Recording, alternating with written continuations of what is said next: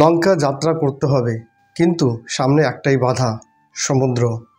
রাম জানতেন প্রকৃতির সঙ্গে যুদ্ধ করে জয়লাভ করা সম্ভব নয়। তাই তিনি বসলেন 3 দিন ধরে শান্তভাবে প্রার্থনায়। একটা কথাও বললেন না। সাগরের কাছে একটাই প্রার্থনা, একটাই অনুরোধ, আমাকে আর আমার সেনাকে যেতে দাও। এই যুদ্ধের পেছনে আমার কোনো ব্যক্তিগত রাগ নেই, আমি ধর্ম রক্ষা করতে চাই।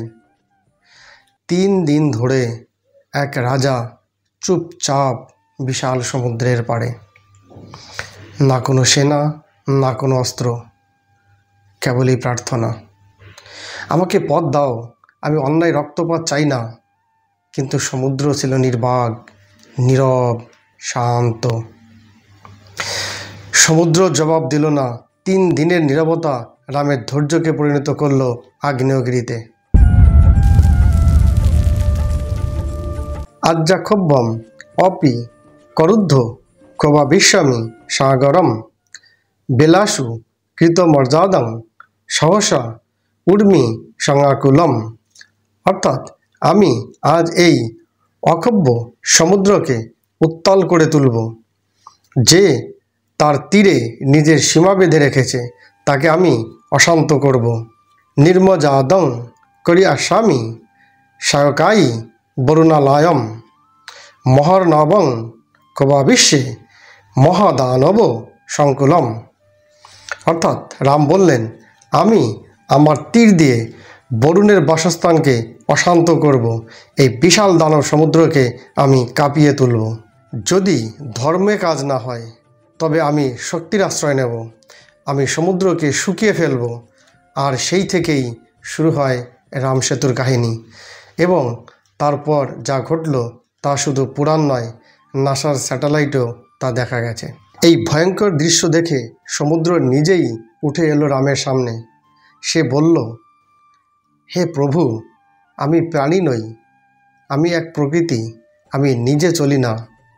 কিন্তু আপনি যদি ভগবান হন তবে আপনার সঙ্গে যুক্ত হয়ে আমি আপনার সেবা করব। তারপর সমুদ্র জানালো এক অলৌকিক পরিকল্পনার কথা। নল ও নীল নামে 2 বানর প্রকৃতির বীর যদি পাথর ফেলে সমুদ্র তৈরি করে, তাহলে আমি সেই পাথর ভাসিয়ে রাখব। এইভাবে শুরু হয় ইতিহাসের সবচেয়ে রহস্যময় সেতু নির্মাণ, রাম সেতু। আজও ভারতের রামেশ্বরম থেকে শ্রীলঙ্কার মান্নার দ্বীপ পর্যন্ত বিস্তৃত এই সেতু। নাসার স্যাটেলাইটের ছবি পরিষ্কারভাবে দেখা যায়। প্রায় 30 কিলোমিটার লম্বা, 100 বছরের পুরানো এই সেতু। এটা কি প্রকৃতির তৈরি, নাকি সেই রামচন্দ্রের নেতৃত্বে গড়া এক আধ্যাত্মিক সেতু?